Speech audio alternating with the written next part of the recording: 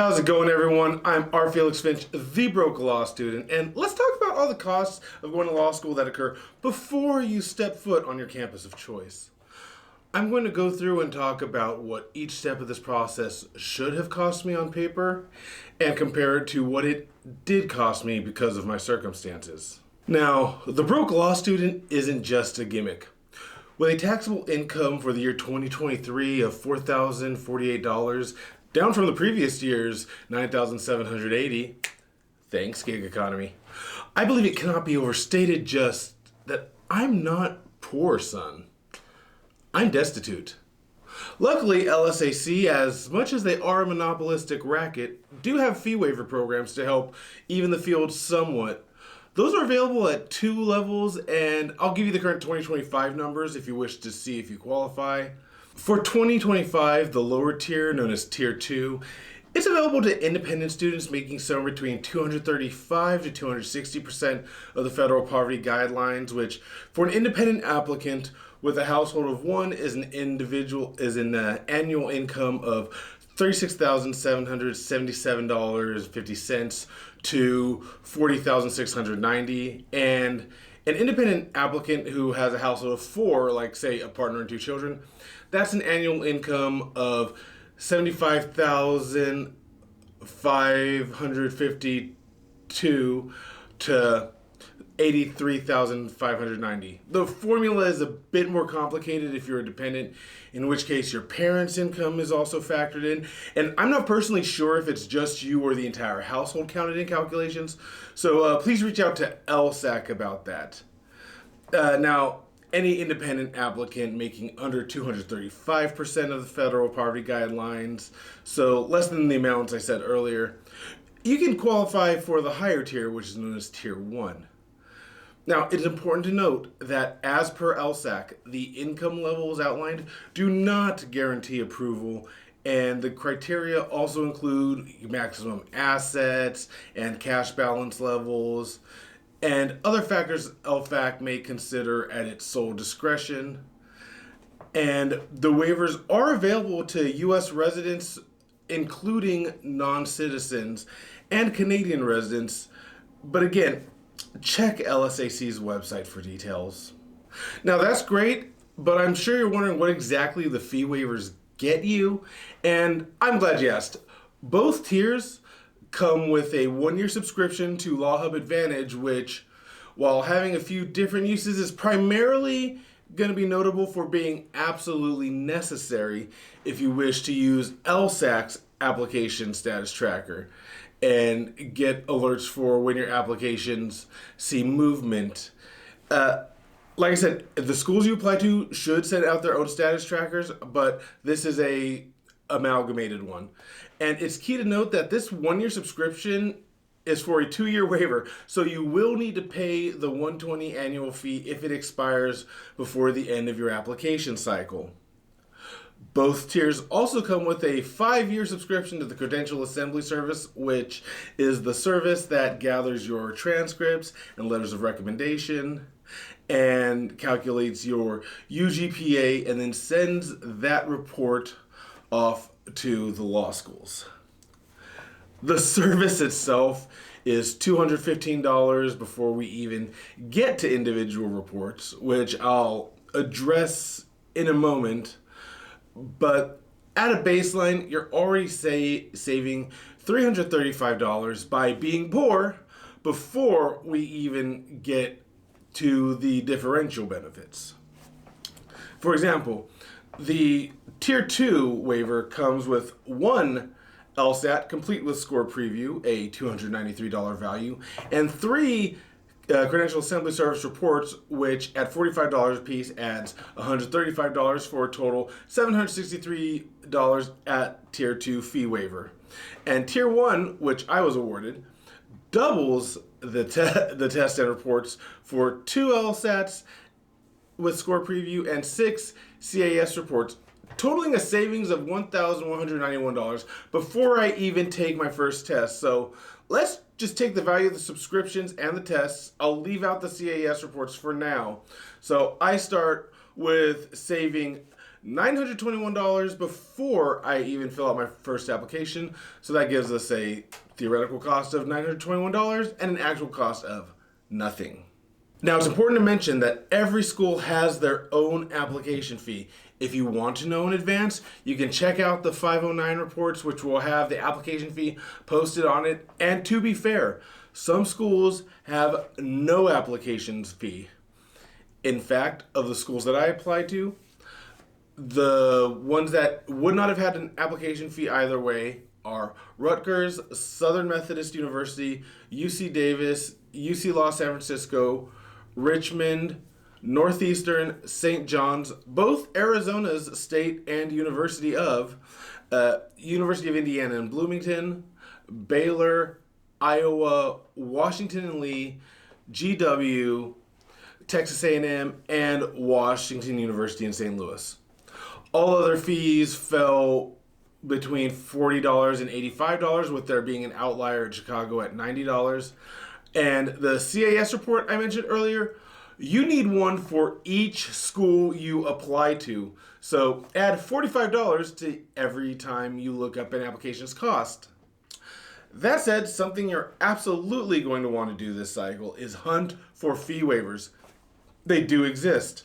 And for those that already have an LSAC fee waiver award, there are many schools that automatically waive your fee. In my case, I paid absolutely zero application fees this cycle, but there are a few schools where I had to send in my award letter and fee waiver after fee waiver applications opened for it to be recognized. Again, check with the schools you're applying to for that. And another way to stack fee waivers, if you don't have an LSAC fee waiver, is go to law school fairs and law school forums. And I'll make a video about it later. But law school fairs, both the official LSAC forums and the individual regional fairs, allow you to get FaceTime with admissions officials and often have, as part of the tables, a form that you can sign where you write your name, possibly your email, but definitely your LSAC number. Put it down and they'll give you a fee waiver for meeting with them. Sometimes a QR code also that you can scan and sign up. CAS waivers are a bit trickier, and if you spend time anywhere that these are discussed, you'll know that this is the holy grail of waivers. In fact, the one I got through Nebraska was literally labeled a golden ticket. They are possible to get, and I managed to apply to 23 schools in total without paying a dime for either application or CAS. Only 6 of those were from my LSAC fee waiver. But there is a reason that schools are more reluctant to give out these coupons, and that's because the Credential Assembly Service Report, which is provided by LSAC, if a school waivers it, it's not actually a waiver for the fee for the school. The school is instead paying LSAC to send the report on your behalf. So you can see why some schools would be a little more hesitant to go out of pocket on too many people they don't think that they would admit or that they don't think would come. As I said before, I got 6 free with my from my LSAC waiver, but certain schools sent them unprompted prior to the admission cycle or at other parts in the admission cycle. Ones that I specifically remember doing this in my case, and I can't guarantee where the threshold of them sending this is. So again, Salt Bay it. Baylor, Arizona State, SMU, Ole Miss, University of Arizona, and Case Western all sent unprompted CAS fee waivers. I got a CAS waiver as a result of asking very nicely and providing a lot of paperwork places like UVA, Indiana, BYU, and Utah. And like I said earlier, Nebraska actually sent out an email offering a chance at a golden ticket, which was a complete fee waiver, CAS waiver, and they sent it out to the first 250 to respond to that email. So keep your email open. And with all that out of the way, let's take a look at my total application savings. Now, I did go through and calculate this. For no-fee schools, that means I saved $840. And with in application fees itself, $1,035 for a total savings of $2,796 before I even spend my first dollar.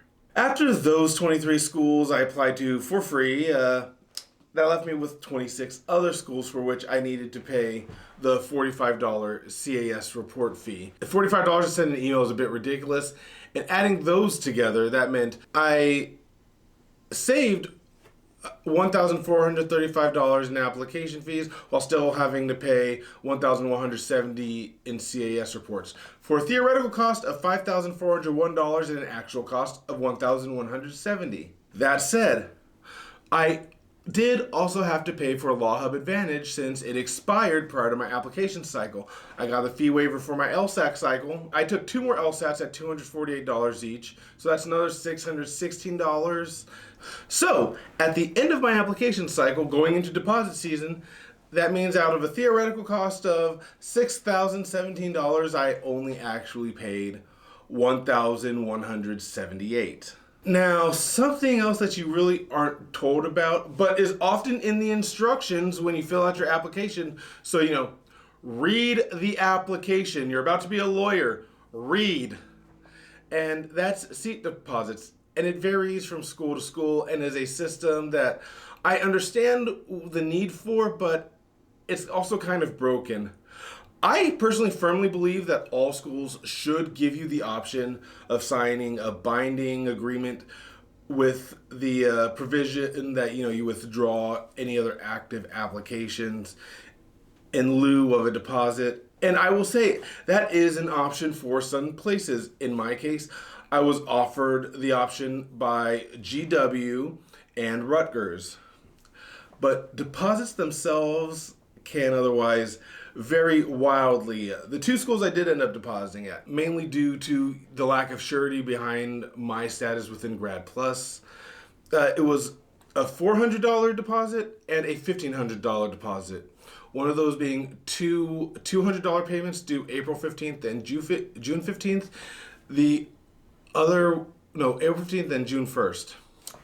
And the other being a $500 deposit on April 15th and a $1,000 follow-up deposit on May 15th. The most expensive option I had would have seen a $500 deposit due April 15th, $750 deposit due May 15th, and $1,000 deposit due June 15th. But this is one of the schools that would have also allowed me to commit in lieu of deposit. So after paying my deposits, my theoretical cost, $7,917, and my actual cost, $3,686. Looking at this, I don't think it's too shabby that I saved over $4,000 on law school applications. But I gave you my income information earlier, and you may be figuring out that the math doesn't quite math. How the hell do I spend over 85% of my income applying to law school? Well, that comes down to a principle first put forth by the British philosophers Lennon, McCartney, Harrison, and Starr. I get by with a little help from my friends.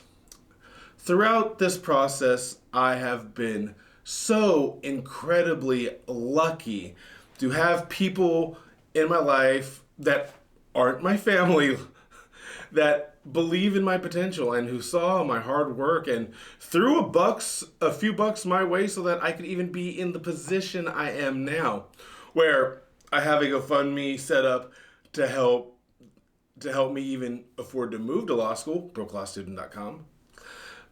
But sadly, this is a problem I can only see getting worse. In this figure, I didn't put down any sort of consulting service, which I did a video on. I got mine for free. I didn't put down any form of LSAT prep material. I didn't pay for it. I didn't really have time to study for my LSAT. I didn't put down travel expenses for law school fairs and forums. I didn't put down the funds that it took to actually visit law schools. The cost here is purely paperwork. It's necessary subscriptions, it's the requisite entrance exams, and with the recent attack on government financing of education and the intense work toward privatization, I don't have a solution. I just hope that you are fortunate enough to have those around you support you and help you achieve your goals, or that you come from money to begin with. That money really helps. That said, Good luck and start saving now, and be sure to follow me across the new socials as we rebrand with the beginning of law school as The Broke Law Student on TikTok and Instagram. I'll get to blue sky. Give me a like and subscribe. Check out brokelawstudent.com to help me move, or if you're watching this later, hopefully that's going to lead you to my Patreon where I keep you updated about my law school journey. Anyway, peace out, party people. I will see you next time, and may the odds be ever in your favor.